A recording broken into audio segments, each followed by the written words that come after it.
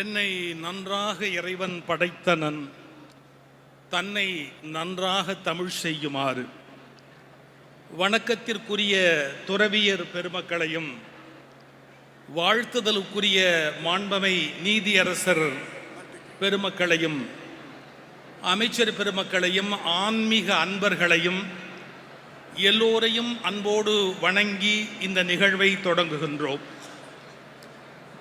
இந்த பழனி பெருமைமிக்க ஒரு பெரிய தலம். இதிலே முத்தமிழ் முருகன் மாநாடு. நான் 3 செய்திகளை முன்னுரையாக சொன்னால் என் வேலை முடிந்துவிட்டது.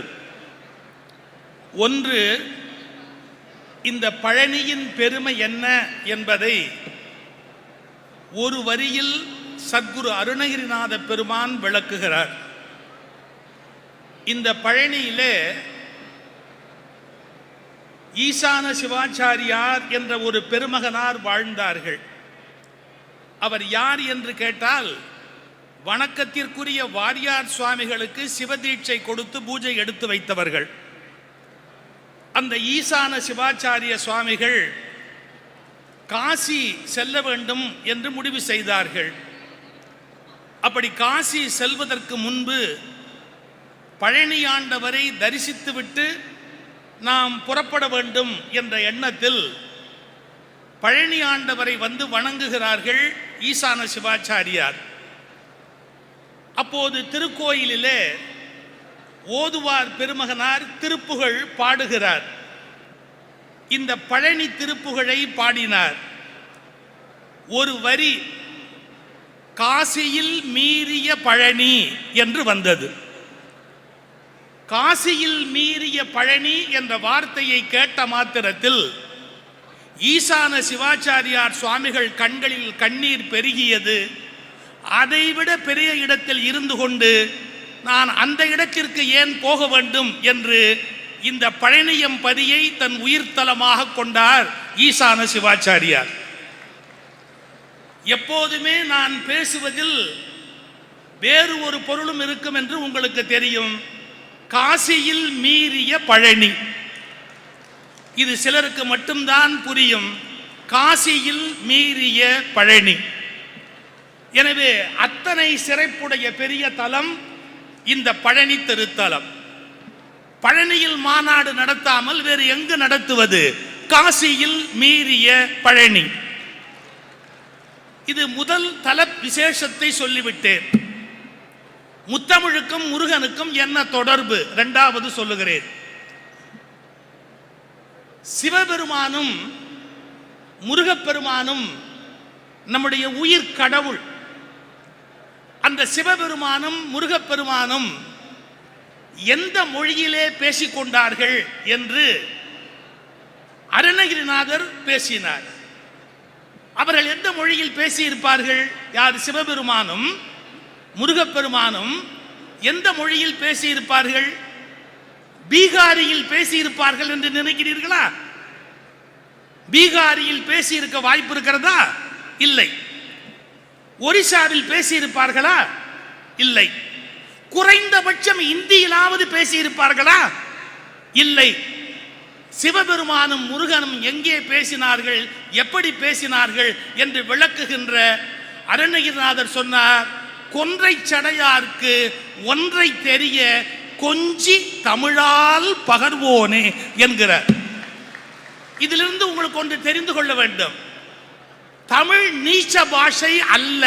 தமிழ் நீச்ச பாஷை அல்ல. அது தெய்வங்கள் பேசுகிற மொழி என்பதை தமிழர்கள் முதலில் புரிந்து கொள்ள வேண்டும். தெய்வங்களே பேசுகிற பாஷை எப்படி நீச்ச பாஷையாக இருக்க முடியும்? எனவே சிவபெருமானும் முருகப்பெருமானும் தமிழில் பேசினார்கள் என்பதை அருணகிரிநாதர் குறிப்பிலிருந்து நீங்கள் தெரிந்து கொள்ள வேண்டும். அகத்தியருக்கு உபதேசம் செய்கிற போது தமிழினால் உபதேசம் செய்தார்.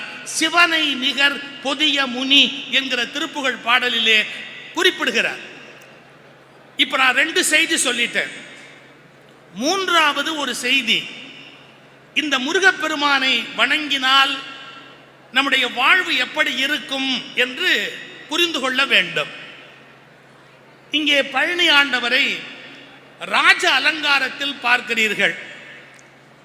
ஆனால் மலையிலே அவருடைய ஒரிஜினல் முகூர்த்தத்திலே அவர் கோவணாண்டியாக துறவியாக இருக்கிறார். சில நேரங்களில் துறவியாகவும் சில நேரங்களில் ராஜ அலங்காரத்திலும் அவர் நமக்கு காட்சி அளிக்கிறார். நான் இதுவரை 2 முறை பழனி வந்தபோது அந்த பழனி ஆண்டவருக்கு கட்டுகிற அந்த ஒரிஜினல் கௌபீனம் வேறு எதையும் நான் பிரசாதமாக பெற்றுக்கொண்டு போனதில்லை. அந்த கௌபீனத்தை மட்டும்தான் சேகரித்து வைத்தேன். 2 முறை வந்தபோது 2 கிடைத்து விட்டது. இன்னும் 1 முறை கிடைத்தால் நானும் துறவு வாங்கிக் கொள்வது என்பதுதான் என் மனதில் இருக்கிற ஒரு எண்ணம். ஆக எல்லாவற்றையும் விட மேலான பெரும் செல்வம் துறவு. அது ஞானத்தின் எல்லை. அந்த முருகப்பெருமான் உலகியலுக்கு வேண்டியதையும் தருகிறார். எங்கே தெரிகிறது? பாருங்க, உலகத்துக்கு வேண்டியது ஒரு 2 வரியில திருப்புகள் சொல்றார் அருணகிரிநாதர். என்ன கொடுக்கிறார் முருகன்? மிகுத்த கனமதுரு நீள் சௌக்கிய சகல செல்வ யோகம் மிக்க பெருவாழ்வு. மிகுத்த கனமதுரு நீள் சௌக்கிய சகல செல்வ யோகம் மிக்க பெருவாழ்வு. மனுஷனுக்கு பணம் இருந்தா வாழ்க்கை வராது. இங்க சில ஜட்ஜஸ் வந்திருக்கிறீங்க, ரிட்டையர்ட் ஆனதுக்கு அப்புறம் நம்ம சமயக்காரன் நம்மளை விட நல்லா சாப்பிடுவான். ஏன்னு கேட்டா ஜட்ஜி சொன்னாரு, நான் ரிட்டையர்ட் ஆயிட்டப்பா, பென்ஷன் தான் வருது, செலவை குறையினாரு. சமயக்காரரு இதனால என்னங்க அப்படின்னு ஐயாவுக்கு ஒரு சோறு ஒரு குழம்பு காய் போட்டார். ஒரு நாள் உள்ள போய் பார்த்தா சமயக்காரரு குழம்பு ரசம் பொரியல் கூட்டு வடை பாயசம் எல்லாம் சாப்பிட்டார். ரிட்டையர்டு ஜட்ஜி கேட்டார், அட பாவி, எனக்கு இதெல்லாம் கொடுக்கல, நீ சாப்பிடுறிய? அவ ஒரே வார்த்தை சொன்னான், நீங்க ரிட்டையர்ட் ஆயிட்டீங்க, நான் சர்வீஸ்ல இருக்கிறேன். எல்லாத்தையும் கொடுக்கிறாரு. வாழ்க்கையில வாழ்வு கொடுத்தா போராது, பணம் கொடுத்தா போராது.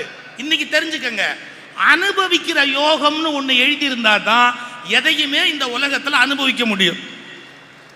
பென்ஸ் கார் வச்சிருப்பாரு முதலாளி, பென்ஸ் ஆடி 10 நிமிஷம் வீட்ல இருந்து புறப்பட்டு மில்லு கிட்ட வந்து நிறுத்திட்டு உள்ள போய் உட்கார்ந்துருவாரு முதலாளி. அவர் டிரைவரு பின் சீட்ல உட்கார்ந்து ஏசி ஆன் பண்ணிட்டு 2 காலை முன் சீட்ல போட்டு நல்ல ஸ்பீக்கர்ல பாட்டு வச்சு டாங் டாங் டாங்னு ஆட்டிட்டு மத்தியானம் டீ சாப்பிட்றதுக்கு பென்ஸ் கார் எடுத்துக்கிட்டு போய் சாப்பிடுவான். உண்மையில முதலாளி பேர்ல கார் தான் இருக்குது, காரை அனுபவிக்கிற யோகம் முழுக்க அந்த டிரைவருக்கு எழுதி வச்சிருக்குது. அப்ப நீங்க ஒண்ணு புரிஞ்சுக்கணும், ஒரு வார்த்தை சொல்லி கொடுத்துட்டு போற, சம்பாதிப்பது சொத்து அல்ல, அனுபவிப்பது மட்டும்தான் சொத்து என்ற அறிவு நம்ம எல்லாருக்கும் வரணும். சம்பாதிப்பது சொத்து அல்ல, அனுபவிப்பது மட்டும்தான் ஒரு மனிதனுக்கு சொத்து. அதனால திருப்புகழ் 2 வரி சொல்றாரு, மிகுத்த கனமதுரு நீள் சௌக்கிய சகல செல்வ யோகம் மிக்க பெருவாழ்வு. இது பூமி இன்பத்தை குறித்தது. ஏன்னா அவங்க ரிட்டையர்மெண்ட்டுக்கு அவங்கள நான் தயார் பண்ணும்ல. மிகுத்த கனமதுரு நீள் சௌக்கிய சகல செல்வ யோகம் மிக்க பெருவாழ்வு. போதுமா? தகைமை சிவஞானம் முக்தி பரகதி, அல்டிமேட் எய்ம் முக்தி. இவ்வளவு சிம்பிளா சொல்லியிருக்காங்க பாருங்க. பெண்கள் கோலம் போடுறீங்க வீட்டு வாசல்ல, முருகனுக்கு எப்படி போடுவீங்க கோலம்? மேல ஒரு முக்கோணம், கீழே ஒரு முக்கோணம். என்ன அர்த்தம்? மேல் நோக்கிய முக்கோணம் முக்தியை குறிப்பது, கீழ் நோக்கிய முக்கோணம் உலக சௌக்கியத்தை குறிப்பது. இது 2ஐயும் கொடுக்கிற அருளாளன் நம்முடைய முருகப்பெருமான் என்பதுதான் முருகனுக்கு இருக்கிற மிகச் சிறப்பான ஒன்று.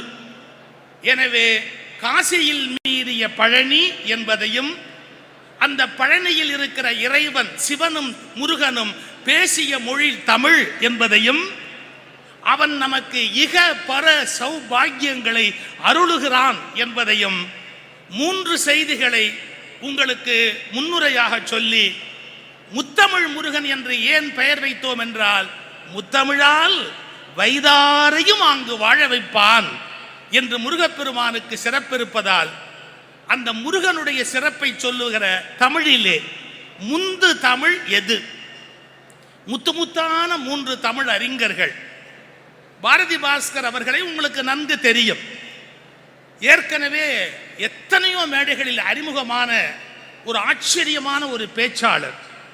எனவே முருகன் புகழ் வளர்க்கும் முத்தமிழில் முந்து தமிழ் இயல் என்பதை அவர் பேச வருகிறார். அடுத்திருக்கிற கோப்பா நல்லசிவன் அவர்கள் தமிழிசை ஞானி பட்டம் பெற்றவர், தஞ்சை பல்கலைக்கழகத்தில் பணியாற்றுகிறவர், இசையில் வல்லவர். எனவே முத்தமிழ் முருகனில் முந்து தமிழாக இருப்பது இசைத்தமிழ் என்பதை எடுத்துரைக்க அருமை நல்லசிவன் அவர்கள் வருகிறார். அடுத்து பார்த்திப ராஜா அவர்கள் கல்லூரியிலே இன்றைய நாடகத் தமிழ் அதையே ஒரு பட்டறையாய் மாணவர்களுக்கு சொல்லிக் கொடுக்கிற பேராசிரியராய், தெருவிலே மக்கள் கலை வளர்க்கின்ற ஒருவராய், அதில் PhD பட்டம் பெற்றவராய் விளங்குகிறவர் நம்முடைய அருமைக்குரிய பார்த்திப ராஜா அவர்கள். இனிமேல் உங்கள் செவி அவர்களுக்கு உரியது, பணி அவர்களுக்கு உரியது. இனி பணிக்கும் செவிக்கும் இடையில் குறுக்கே நிற்காமல் விடைபெறுகிறேன். இந்து சமய அறநிலையத்துறை நடத்தும் அனைத்துலக முத்தமிழ் முருகன் மாநாடு 2024